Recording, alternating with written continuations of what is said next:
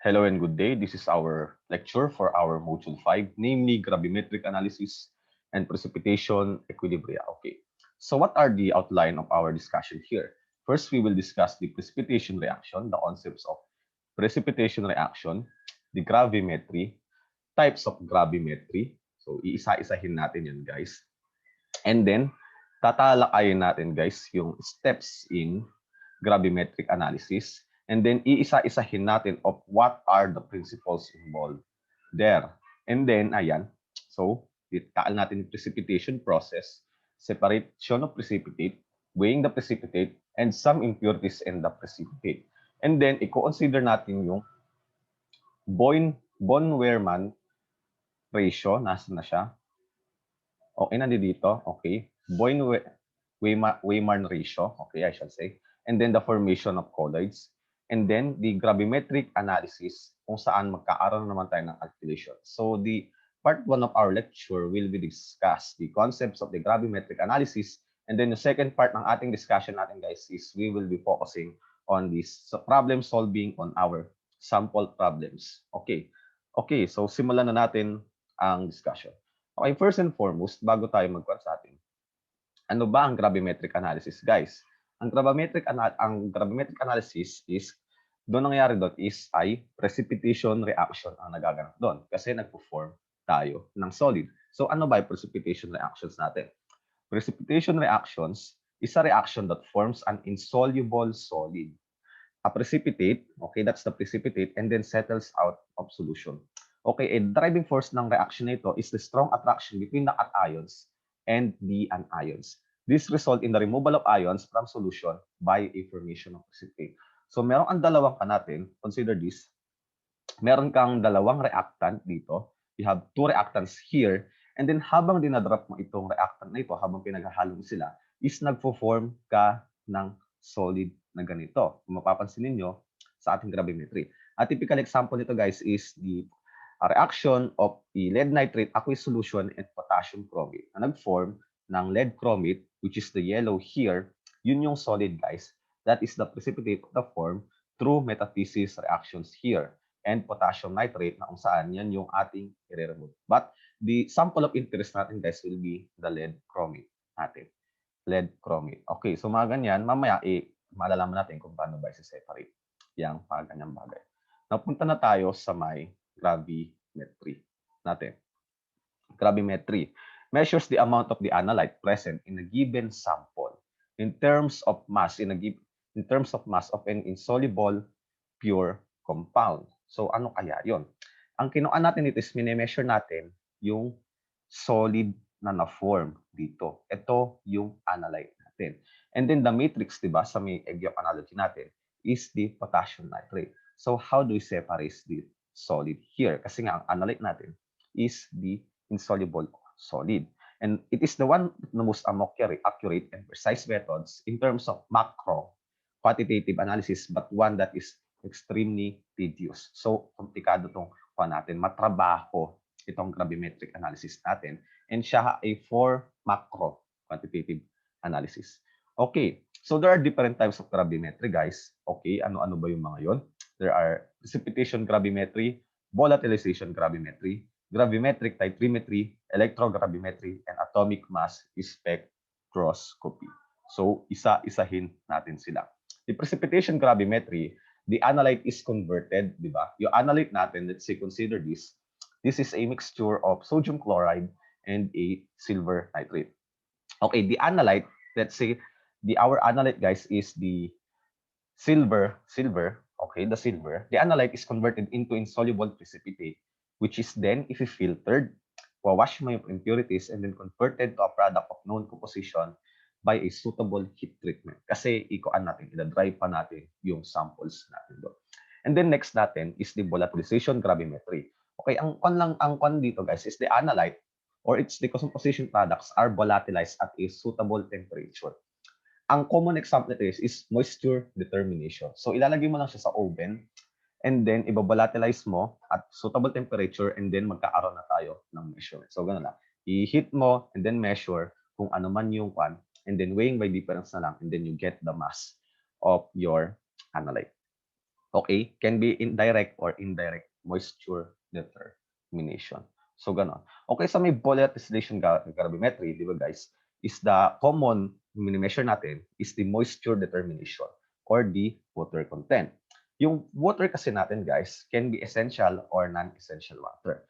Okay, ano ba yon? Yung essential water natin, guys, is an integral part of the solid in stoichiometric amount. Ang common example nito, guys, is the water of crystallization. Now, kung na-encounter kayo dito sa may lab, guys, is meron tayong salts or hydrated salts ni barium chloride dihydrate or copper sulfate pentahydrate. So, ayun, ang water crystallization is a types of essential water na kung saan part siya ng ating solid. Yung mga non-essential water naman natin, guys, is retained by a solid due to physical forces. So, non-essential siya. Hindi siya talaga nandun. But rather, nakadikit lamang siya through physical forces. Pwedeng na-absorb siya, nandun siya sa may surface, or na-absorb siya. So, mga ganon. And not in any sort of stoichiometric proportion. So, hindi siya part ng ating sample natin, guys. Okay, next naman natin, okay, the water constitution. Ito yung natin, another one here, sa types of essential water, is the water found in the compounds that yield stoichiometric amount of water when heated or decomposed, such as potassium bisulfate or calcium hydroxide. Kapag hinit niyo ito kasi guys, kapag na-decompose ito, is mag-yield kayo ng water na mamaya makikita natin. Now, sa may essential water naman natin guys, okay, na-discuss natin. Sa non-essential water, di ba, sabi ko, is ito yung mga adsorbed water na na-retain doon sa may surface of solids natin. Ngayon, dependent kasi siya guys sa may humidity, temperature, and specific surface of our solid. And the next naman is the sorbed water. Yung water na nandun, okay, is water encountered with many colloidal substances, such as starch, protein, charcoal, zeolite minerals, and silica gel. So, nandun siya sa may loob ng ating mga crystal lattices natin. Okay. And then next is the fluid water. Okay. Ito pala guys, sorry for the part. Yung sorbed water natin is ito yung makikita natin sa mga colloidal substance natin. Ang tinutukoy ko pala guys na yon na na-attrap doon sa may microscopic packets ng crystalline structure ng ating sample is yung occluded water. Okay? That is occluded water na naka-entrap doon sa may mga microscopic packets ng ating natin. Nandun siya sa may mismo crystal lattice which is mahirap siyang tanggalin. Okay, third types of our gravimetric analysis is the gravimetric titrimetry. Okay, ang ganito lang, you have the titrant and the titrant. This is the sample and this is your type and this is your precipitating agent. Okay, the mass of our agent required to react completely with the analytes provide the information needed to determine the concentration of the analyte. So, if i-precipitate mo siya using here and then magkakaroon ka ng specific calculations para ma-determine yung amount ng sample ng ating panel. And then next naman natin is yung electrogravimetry. The analyte is separated by deposition on an electrode by an electrical current. So mag-apply ka dito ng electric current. And then guys, ang mangyayari dito is yung solids natin is ma-deposit doon sa may electrodes natin na kung saan i-weigh ninyo in order to get the mass. The last but not the least is our atomic mass spectroscopy. Ngayon, this is uses an instrument, guys. Okay, these two here are instrumental analysis, unlike the three are classical analysis. Gagamit na tayo ng instrument dito, by which used to mass spectrometer to separate the gaseous ions and then i-measure niya na yung mass ng sample natin. So, ganon. Okay, those three, the first three are classical analysis. And then the last two na discuss natin, types of gravimetry is the last two types or instrumental analysis na siya. Okay, so ano ba yung steps in gravimetric analysis natin in terms of classical method? When I say classical methods, ito ay mano-mano. Okay, you have to perform the experiment, select the solvent, and then weigh it mano-mano by using an analytical balance. Unlike sa instrument natin is yung instrument lang bahala guys ang mag-measure ng amount ng analytes natin kapag through a sample preparation. So, ganun. Okay, first and foremost, this is a sample dissolution. Next is the precipitation of analyte using the precipitating agent. And then, separating and drying of analyte. So, nakastand na yan. Okay, pwede mo siyang edecant, but that is not recommendable sa gravimetric analysis.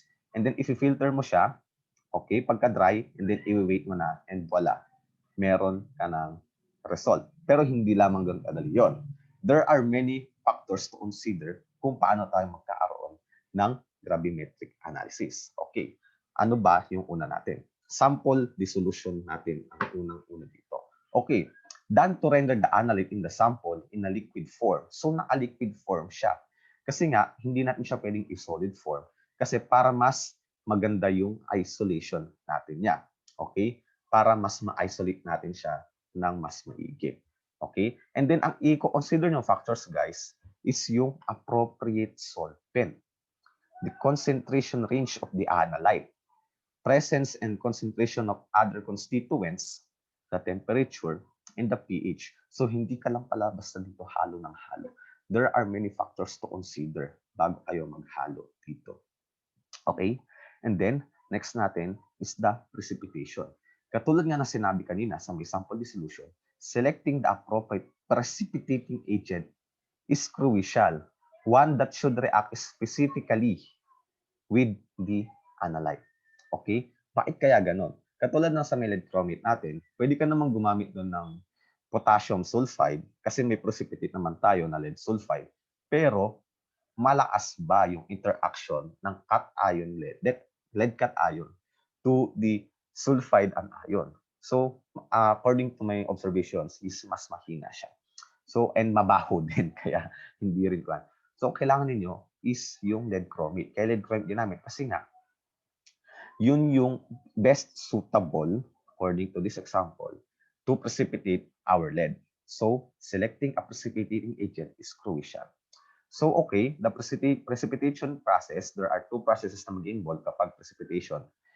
Yun yung ating particle growth and nucleation. So, ayan, either two of these ang mangyayari kapag nag-precipitate tayo.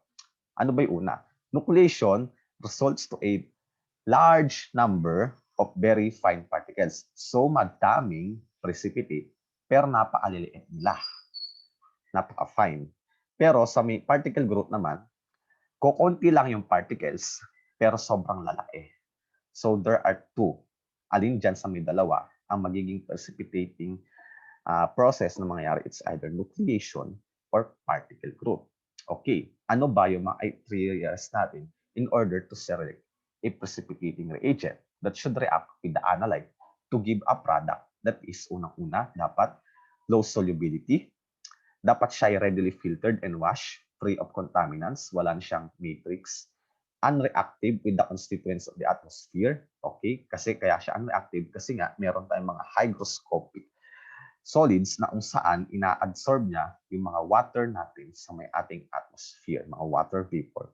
And then dapat alam ninyo yung composition niya kapag siya na-dry. Dapat alam ninyo yung product natin. Hindi kayo basta-basta halo ng halo without knowing this solid here. Di ba sa may una natin, kung na-encounter niyo yung general chemistry natin, guys, is that is a form of metathesis reaction or double substitution reaction natin na kung saan ipipredict niyo yung product. Kapag hindi niyo alam yung product, guys, ay medyo makakon tayo. Medyo magkakaroon tayo ng mahihirapan tayo sa gravimetric analysis natin. Yun yung pinaka-crucial or one of the crucial. Dapat alam niyo yung composition ng solids ninyo. Okay, sa may patient solubility naman, okay, dapat daw ma-prevent yung precipitate to redissolve in the solvent para makuha ninyo yung highest concentration of the analytes. And then number 2 is readily filtered and washed and free of contaminants. Okay, mas prefer natin yung crystalline or particle growth over colloidal precipitate. Isa dun sa may mas madami. Kasi nga, di ba, mas malaki. Mas madali siyang i-filter. So, makukuha ninyo yan kapag pinilter paper nyo. And kailangan ninyo ng Weymarn ratio or relative saturation. Gumagamit din tayo niyan. So, ano ba yun? It is a formula given by this. RSS is equals to Q minus S all over S, where Q is the initial concentration of the solute and S is the solubility of the solute at equilibrium. So, low RSS, guys, crystalline precipitate ang mag-yield natin. Kapag high RSS, nucleation or colloidal precipitate ang mag-yield natin. Okay? So, mga ganyan. Okay? Particle growth leads to low RSS. Crystalline but few precipitates pero large yung crystal. Nucleation, high RSS pero many colloidal precipitates. Pero mas preferable, guys, is the particle growth or the low RSS. Yan yung mas preferable sa may ating category number 2 in terms of precipitation. And then next natin, dapat siya ay unreactive sa constituents of the atmosphere. Kapag na-isolate natin yung precipitate, guys, dapat yung reaction mixture natin is in its pure form. And then number 4, dapat alam niyo yung composition para alam ninyo yung calculations, kasi nga yung calculations natin is nakadepende sa may stoichiometry, para alam ninyo yung molecular weight na gagamitin ninyo. Kapag hindi ninyo alam, mamamali kayo ng sagot. Okay? And usually, kapag kunwari nagkaroon tayo ng nucleation, guys, pwede naman kayong gumamit ng Ostwald ripening. Okay, the process wherein the precipitate is allowed to stand and then para magkaroon tayo ng growth ng crystals. And generally done, siya ay ginagamit sa room temperature or relatively high temperature. Ito yung sinasabi ko. Kapag nucleation, ito yung usually ginagamit, okay, i-stand din yung solution, assuming that the precipitate will not redissolve in the solvent or stable siya. Ayan, so magka-adikit-dikit na particles until a large crystal has formed. So, Ostwald ripening ang tawag dyan. And then, punta na tayo sa may third step, di ba?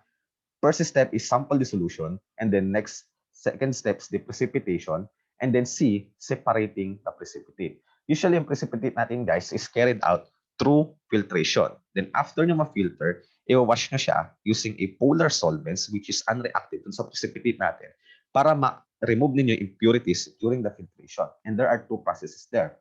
Pwede kayong gumamit ng typical setup for filtration, by which meron kayong, meron kayong Erlenmeyer flask. These are the solids, funnel, and filter paper, and ikuan mo lang siya, ibubus mo lang, and then sa may filter paper, nandun yung solids, doon mo na i-weigh. Or pwede kayong gumamit ng Buchner filtration, na kung saan gagamit ng Buchner panel, ibubuhos mo dito, and then you have this vacuum here, tube dito, hihigupin ninyo, or hihigupin ng vacuum, hihigupin ng vacuum, para mas mabilis yung filtration natin. Unlike dito sa may typical setup for filtration natin, is maghihintay pa kayo, guys. At matagal yan, kasi nakadepende lamang siya sa may gravimetry natin, sa may gravity natin, matagal yan. Unlike sa may Buchner, is yung vacuum ng bahalang humigop, and then voila, meron ka na, ma-obtain mo na yung solids natin for further drying. Okay? For further drying. So, sorry sa statement ko na higupin na hindi yung vacuum. And then, the last step is weighing the precipitate. Before ninyo i-weigh ang precipitate natin, guys, it requires a pre-weighing processes like drying or igniting the precipitate. Ang drying natin, guys, is usually ginagawa sa may natin para ma-remove or ma-vaporize yung mga molecules na natin na nandoon or solvent molecules natin nandoon pa sa precipitate natin. And usually yun ay mag-wash mo yung liquid and i-oven mo siya at 110 to 120 degrees Celsius to 1 to 2 hours. And then kapag na-remove na yung solvent molecules na nandoon sa precipitate, pwede mo na siyang i-weigh and you have the result. And meron ding ignition, guys. So bakit ba natin kailangan i-ignite yung ignition natin? Kasi nga meron tayong mga precipitate na unstable or meron pa siyang mga interference na pwedeng ma-affect or matrix na ma-affect sa weighing natin. So, i-convert natin siya into a more suitable before weighing. Ang typical example nun, guys, is yung ating, nandito siya, yung ating decomposition of our, ng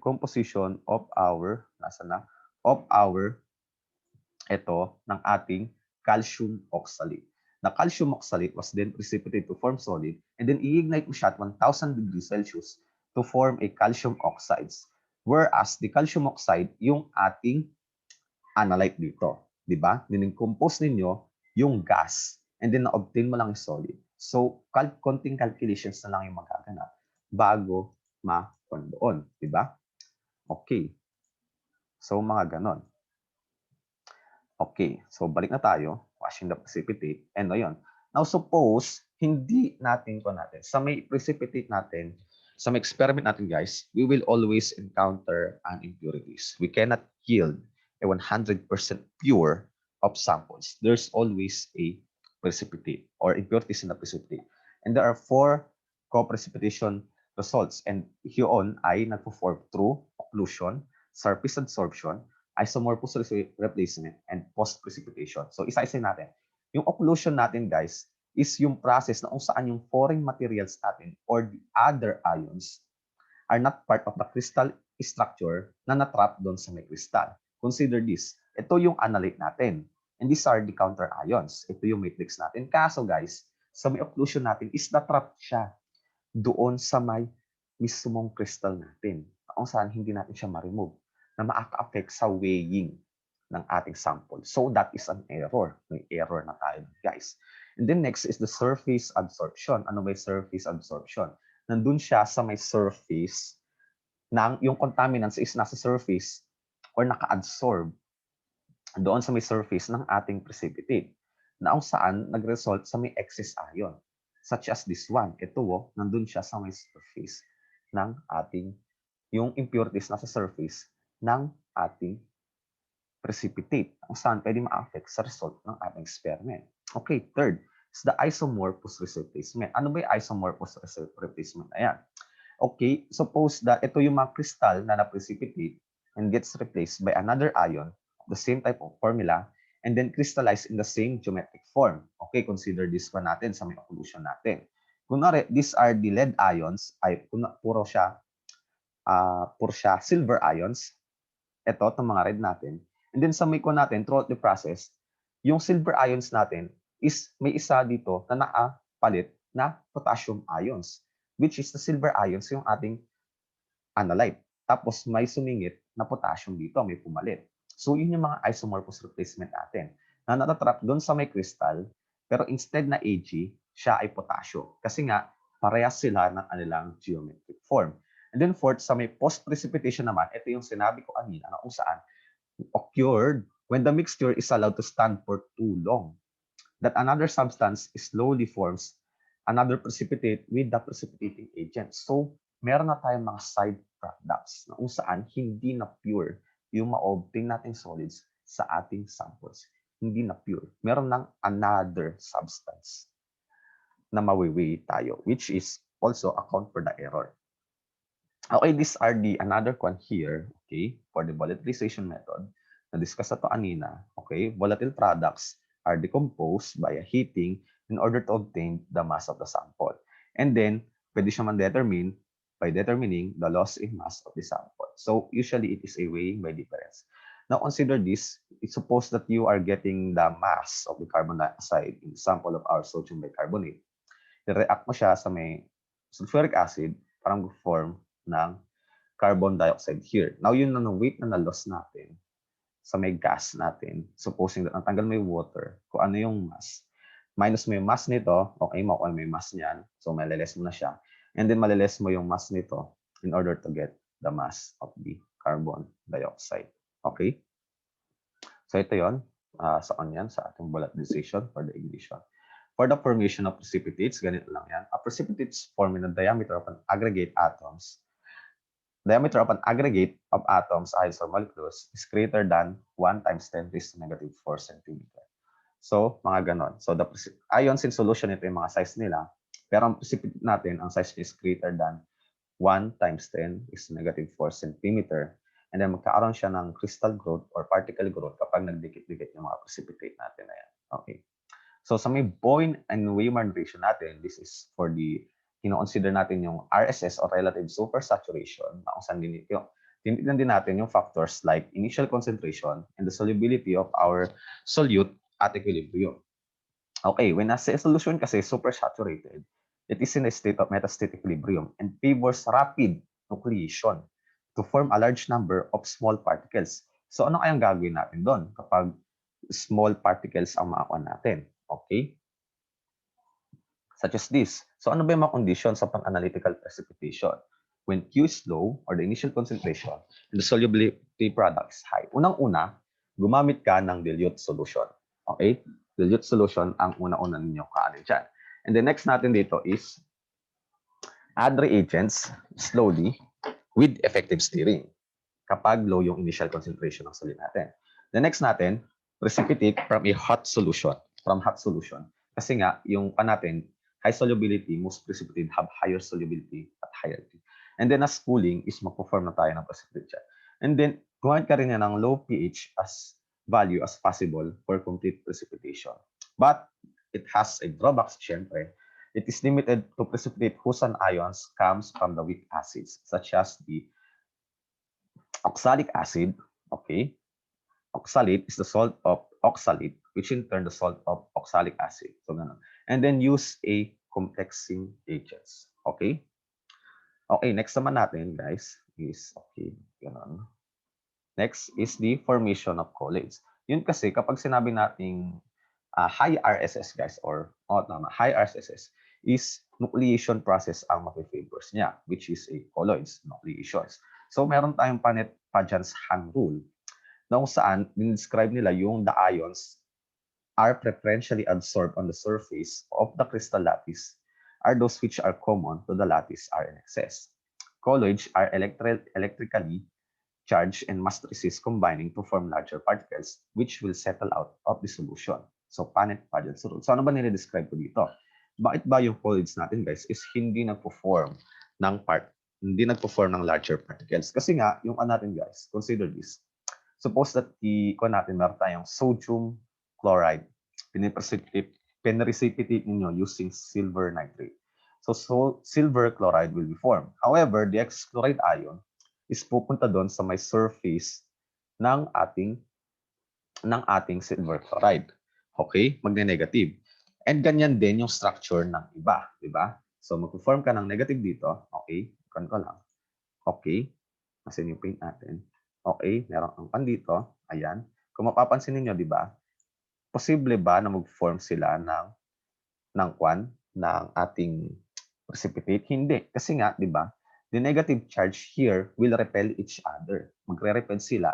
Ang tendency nun is maghihiwa-hiwalay sila.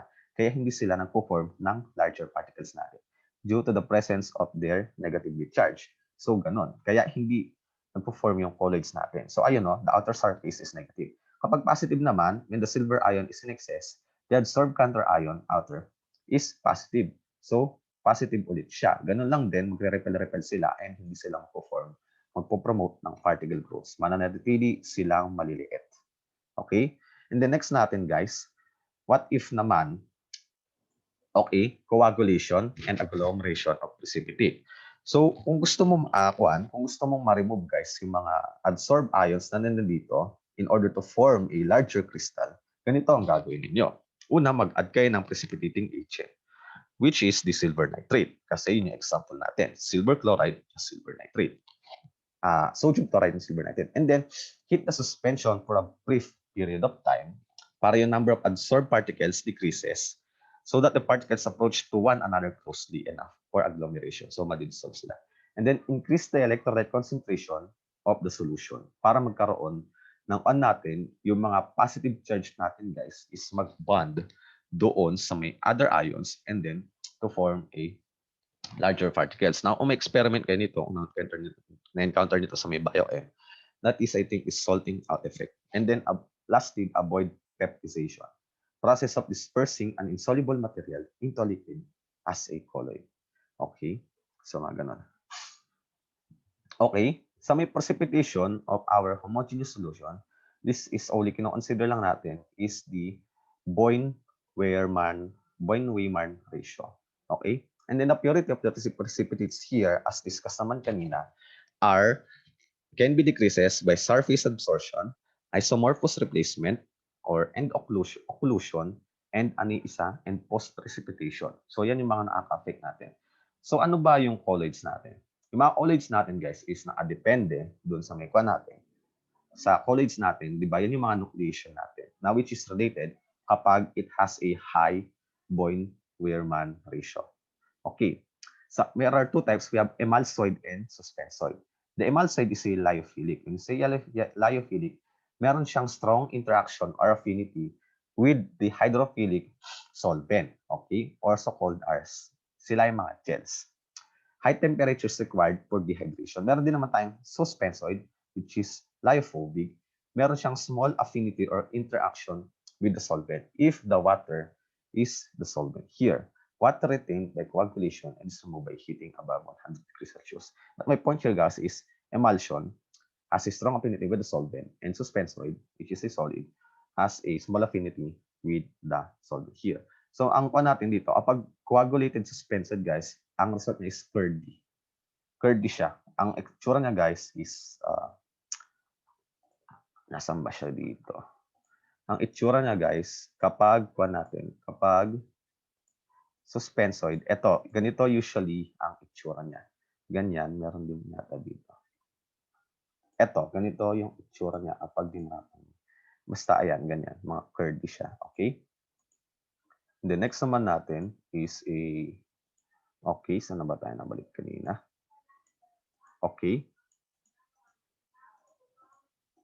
Ayan, dito na tayo. Kapag naman gelatinous guys, is kapag may encounter ninyo experience sa BioChem, sila yung mga coagulated emulsions such as the ferric hydroxide and aluminum hydroxide. And then third is the type of precipitate here is the crystalline, okay, regularly shaped discrete particles digested in order to form a pure particles. So the types of colloids, guys, I'm so sorry, is there are two types, emulsoid and suspensoid, and types of precipitate, the curdy, gelatinous, and crystalline. Okay? So punta na tayo sa ating gravimetric analysis, which is yung pang main event natin. Puro calculations. Okay? Discuss ko lang yung topic natin, yung mga formulas natin. There are three formulas, three or more formulas involved in this calculation. Ito yung una natin, which is the gravimetric factor is equals to the molecular weight of the analyte all over the molecular weight of the precipitate times A and B, which is the A and B is the stoichiometric ratio of the analyte between the precipitate. Makikita natin yan mamaya. And then, in order to calculate for the weight of analyte, okay, pagsasamahin niyo yung weight ng precipitate times the gravimetric factor.